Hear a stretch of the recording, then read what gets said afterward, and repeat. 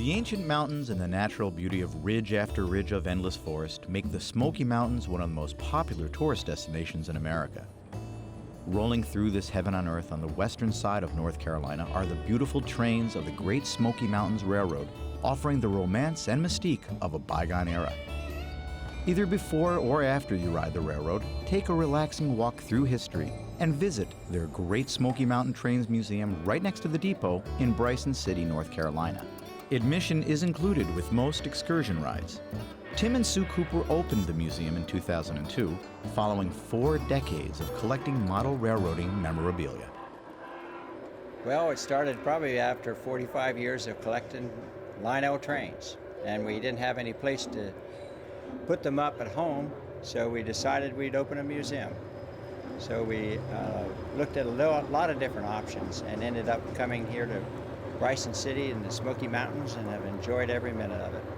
Yes, definitely it has taken on a life of its own.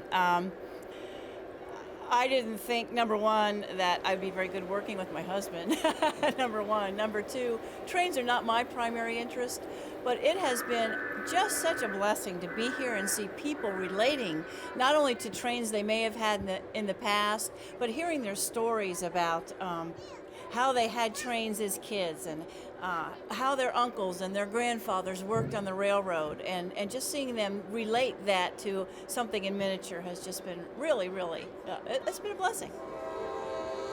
In order for it to work, we concluded that it had to be near an attraction that related to the museum. That if we just located like in Atlanta or some big city, that it just wasn't going to be the same feeling and it wouldn't be quite the same interest, because people would not be necessarily coming by to see it.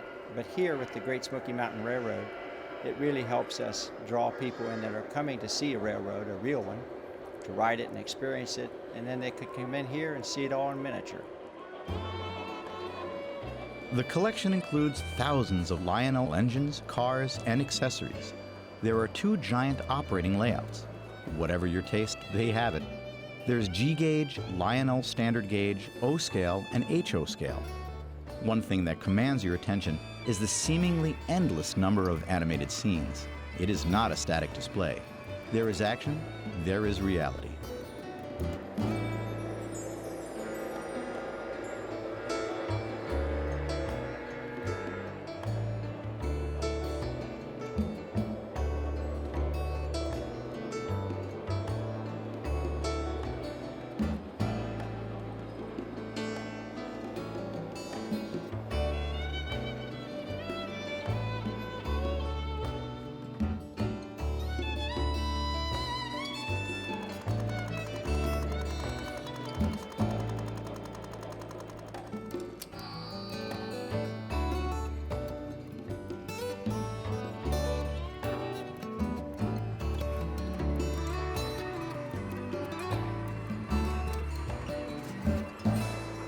But the neatest thing is that it's hands-on. If you want to run things, you can. Because the mission here is quite literally to share the spirit of model railroading with individuals of all ages. I think that a lot of places, kids can't really do anything when they go. They can't make anything happen, and that really intrigues their interest and raises their excitement and all, and I think that's what really adds the layout at the other end of the museum here, which is all interactive for children, really provides, I think, that type of opportunity. The layout here that's behind us, of course, is kind of a different situation. It's giving a scene of western North Carolina, has a lot of detail on it, but there is over 18 animated items on the layout that really helps to provide some interest to kids too. Our favorite is the Blue Comet that's back here in the back case. To me, that's a highlight only because it has some sentimental value to us, and that was Tim's dad's train.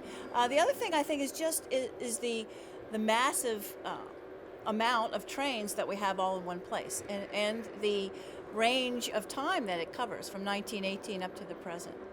Several of the interesting collective pieces that we have is the 1932 Blue Comet. We also have the City of Portland from 1935. 1937, we have the rail car chief set, along with the 1937 New York Hudson J13, and then one of my favorites is the 1935 Hiawatha train from Milwaukee. But one thing that makes any good museum more attractive is an appreciation of history. The collection here is a mind-boggling array of meticulously preserved and maintained classics from generations past, when model railroading and our great-grandparents were still so young. What brought oohs and ahs and smiles way back then caused the same reactions today. And under the ownership of the railroad and the guidance of the Coopers, it's expected the museum will be pleasing folks for a long time to come.